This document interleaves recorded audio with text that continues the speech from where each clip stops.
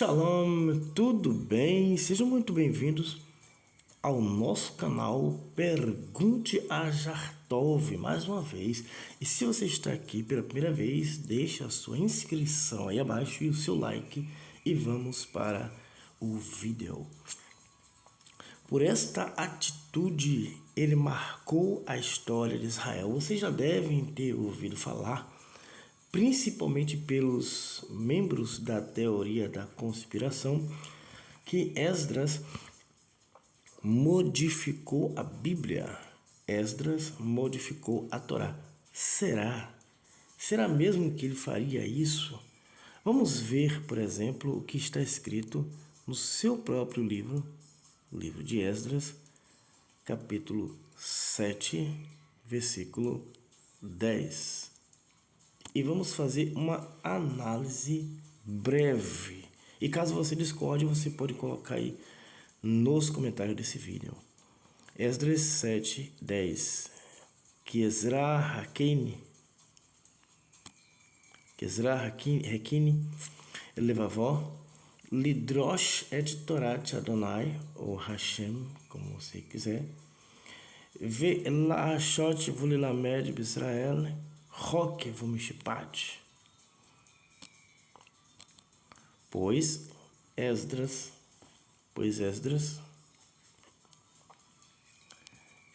lembrando que aqui não está escrito exatamente em hebraico, as letras são hebraicas, tá? Então vamos lá. Pois Esdras se propôs, vamos dizer assim, no seu coração, determinou no seu coração, drosh, cumprir, foi traduzido na maioria das vezes, a palavra lidrosh foi traduzido como cumprir. Mas vamos lá, cumprir a Torá do Eterno e fazer, realizar estudos, cumprir, tá? E ensinar. Lamed pode ser estudo, pode ser ensino, pode ser aprendizado. É Israel os estatutos e preceitos e juízos do Eterno. Vamos lá. Essa palavra aqui, essa palavrinha que aparece aqui, lidrosh, drash quer dizer buscar, tá? Basicamente quer dizer buscar, pesquisar, investigar. A época de Esdras é a época em que o povo está no cativeiro. Então era lícito a ele buscar, investigar a Torá, estudar, se aprofundar. Era esse o trabalho dele. A outra palavrinha que aparece aí é no versículo 11. Vezé parishegn ve nistevan a Sharenatan Hameler. Tá vendo? Artachast, é assim a pronúncia. Le Ezra HaKohen HaSofere. HaSofere aparece aí.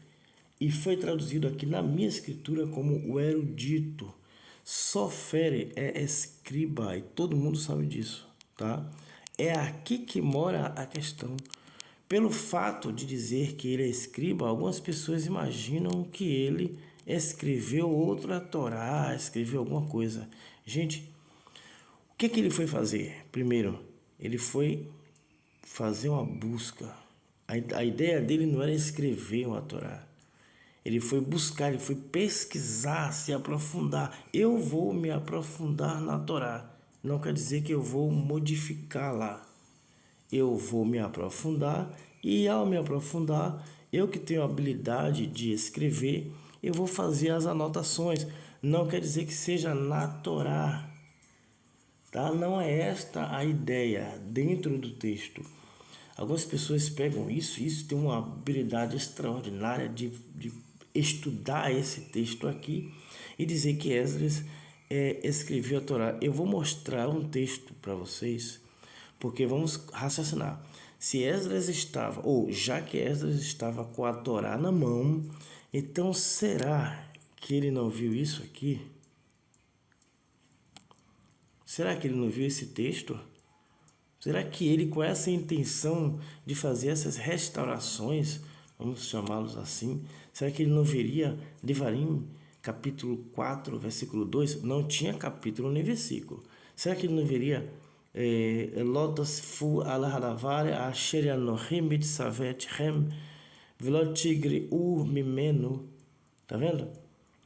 Lishmor et mitzvot Adonai Elohim asher anohim mitzavet hem. Será que ele não viu escrito?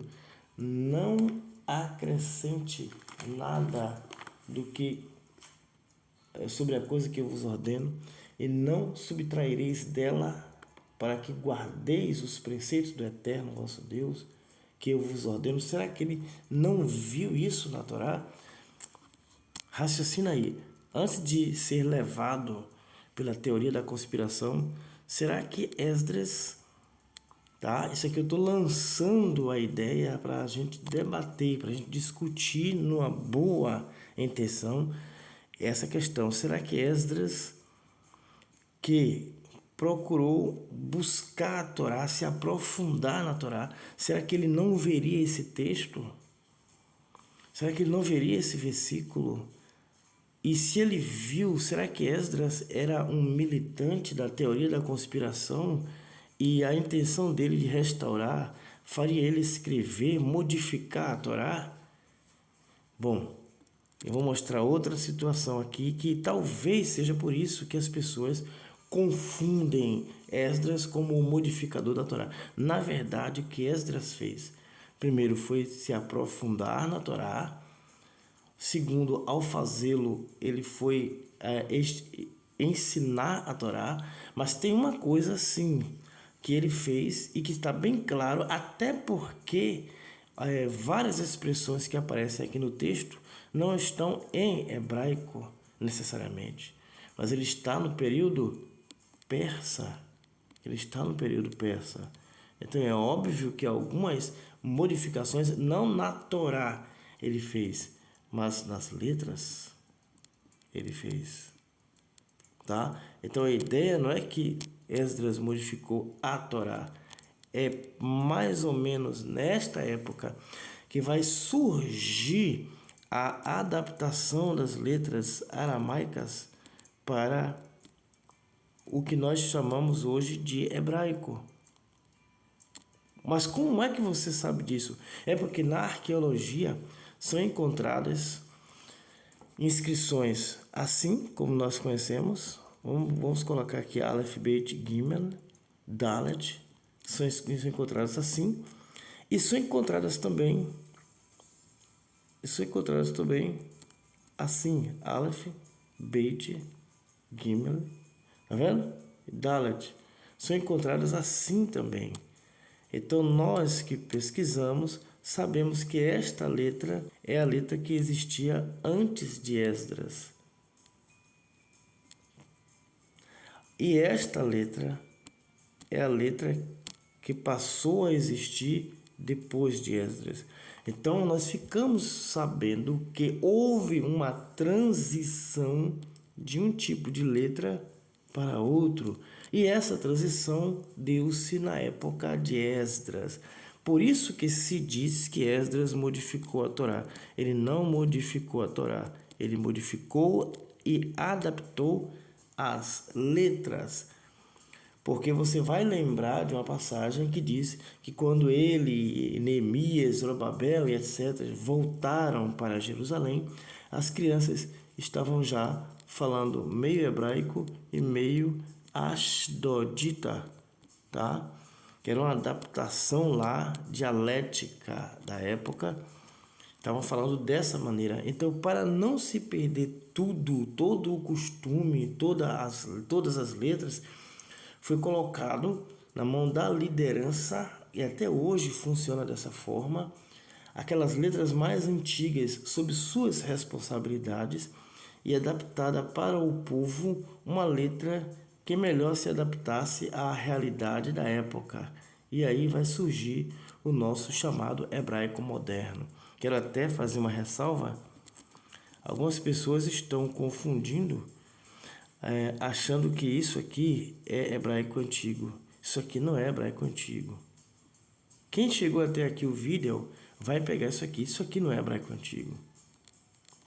Eu vou colocar para vocês o que é isso aqui. Isso aqui é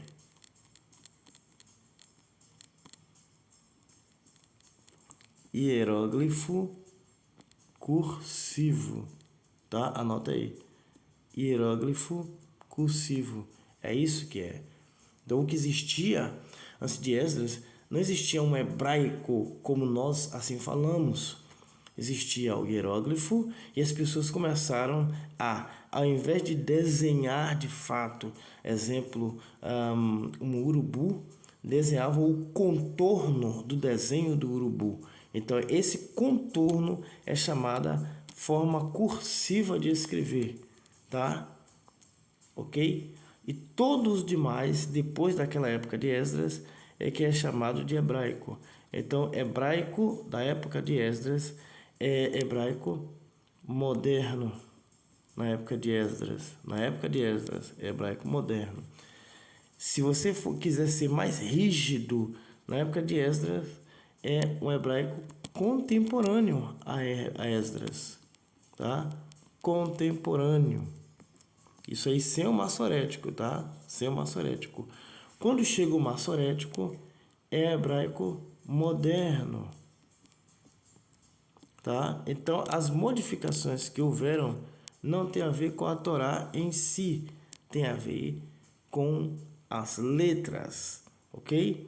Simplesmente isso. Qualquer pessoa que pegasse a Torá, a exemplo de Josias, e tivesse o cuidado, o mínimo cuidado está logo no início da Torá. A ideia de não acrescentar e não diminuir.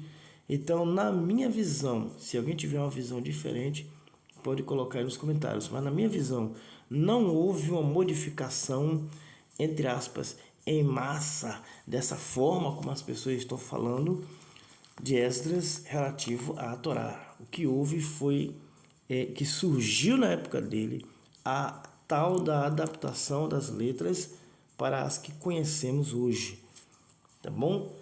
Então fica aí a dica, fica aí o conselho para não se guiar a teoria da conspiração, porque são tantas as conspirações que tem contra a Bíblia que nós temos que ficar alertas.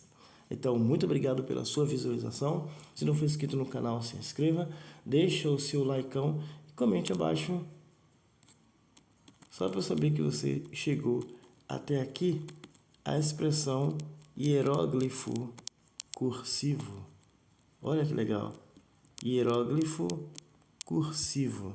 Simplesmente para eu saber que você chegou até aqui. Compartilhem com o máximo de pessoas que vocês conseguirem e escrevendo hebraico ou em português. Nos veremos no próximo vídeo. O link para o curso de hebraico está nos comentários do vídeo. Antes de terminar, existem duas formas de você conseguir o curso de hebraico, tá? A maioria está querendo o curso de hebraico no Pix, porque fica mais em conta. Então você entra em contato comigo, só entre. Se você tiver afim, entre em contato para que você possa ser viabilizado o seu estudo de hebraico. E nos veremos sim agora no próximo vídeo. Shalom.